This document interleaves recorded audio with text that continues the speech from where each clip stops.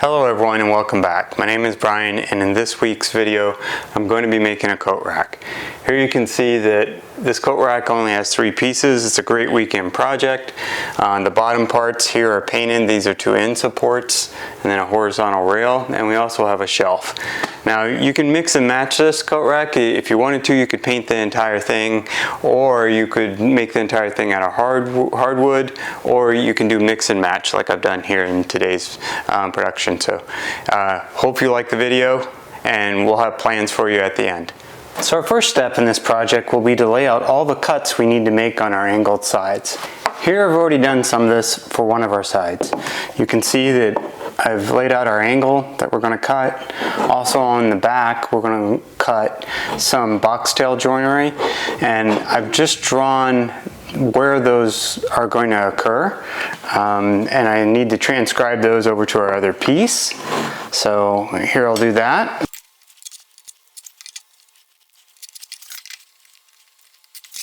Since I wanted these to stay aligned, it probably would have been a good idea to clamp the 2. What we want to do next is lay out the joinery, or the depth of our box joinery that we're going to cut. So if we look at this board, I've already transcribed the marks that are on the back over to the side, and what we want to do next is take the back piece, or horizontal rail, and we're going to use the thickness of the horizontal rail to determine the depth, so that way we don't get a poor looking joinery, or we hope we don't, but this will help us get the right thickness worked into our cutting that we're about to do. So we use that, we line it up in the back, and then just transcribe it onto the front. And now we know the depth that we need to cut for each side. So we do this for both sides, and here you can see that I've labeled these as the right and left side. Similarly, I've labeled this as the right side, and then the one over there, the left side.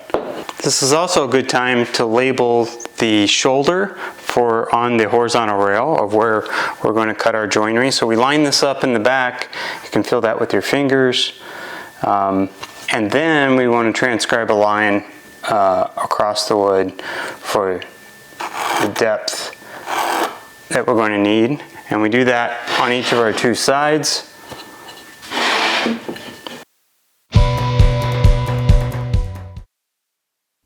Here you see the box joints that I already laid out, and I cross-hatched the sections that we're going to remove.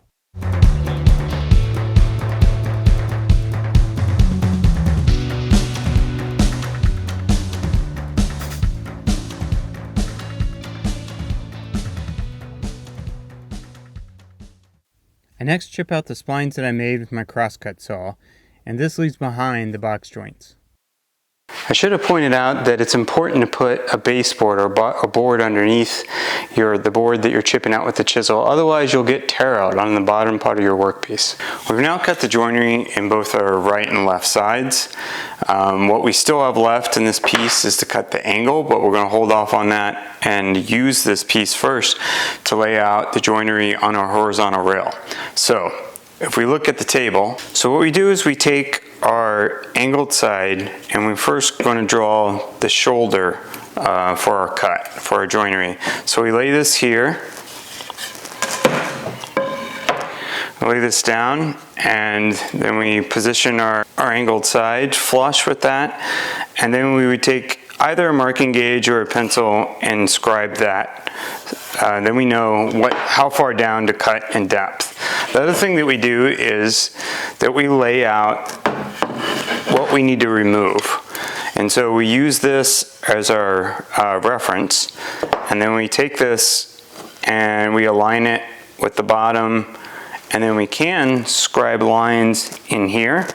Alternatively, so we're using this to match the cut from here. So another thing we can do is that we can use a marking gauge. So if we use the marking gauge, what we would want to do is our marking gauge simply adjusts by turning a thumb wheel here. And in our marking gauge, we can align it with the bottom of our box joint and go to the surface up here and tighten our thumb wheel to lock in that distance, and then we can come over here and scribe that, but I've already drawn it with pencil, but we could scribe that and then we have the location of that top cut. Similarly, we could do this in a reverse fashion and go from this direction and get that distance that we need, and then come over here from the top and lay that out as well and scribe that or score our workpiece so we can see where our cut line is.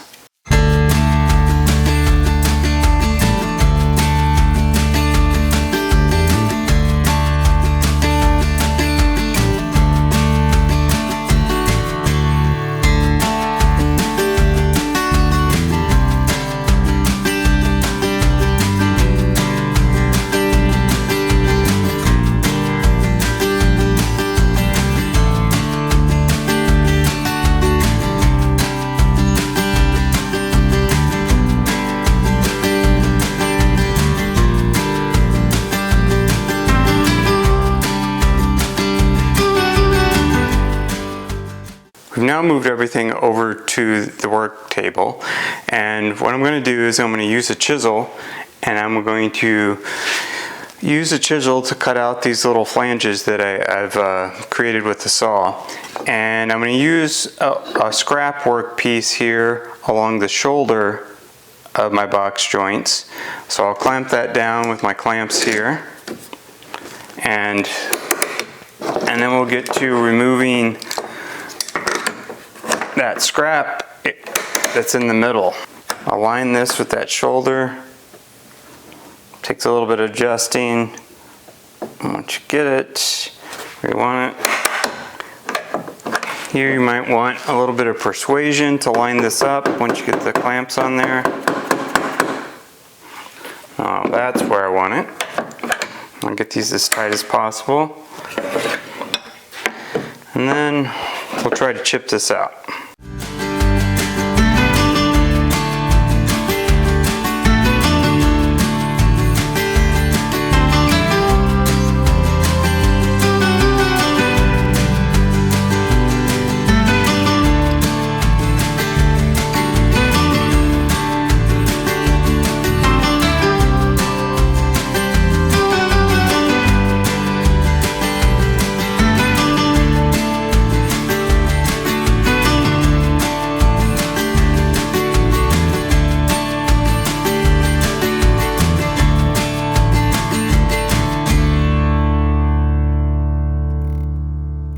To get rid of some of the mill marks, we use a hand plane or a bench plane.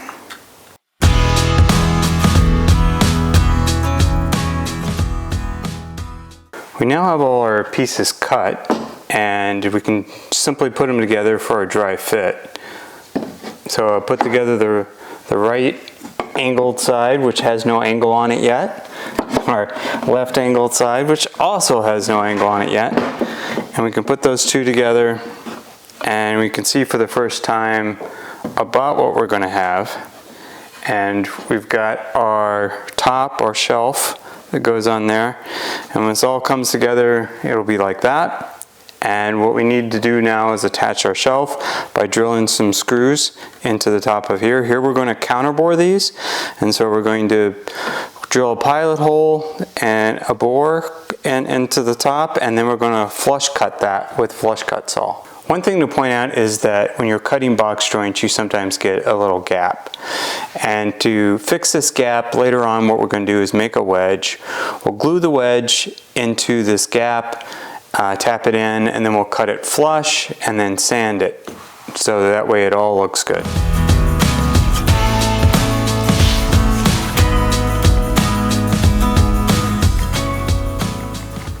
We now marked our locations for our screw holes, and so we're going to counterbore our holes and drill a pilot hole all in one, and we're going to do the same over here on this other side.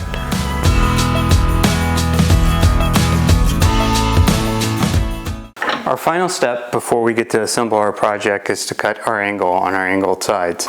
To do this, we're going to use a panel saw.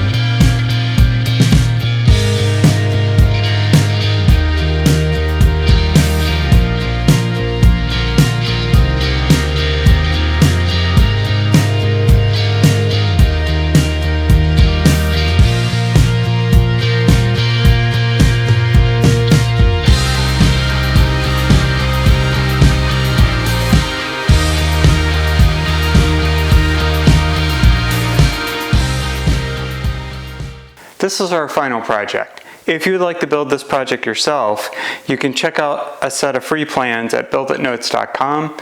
These plans are helpful because they'll tell you how to change this to the size and space that you have available. For instance, changing the shelf length and the number of coat hooks. Now it's time for you to go build something in your shop.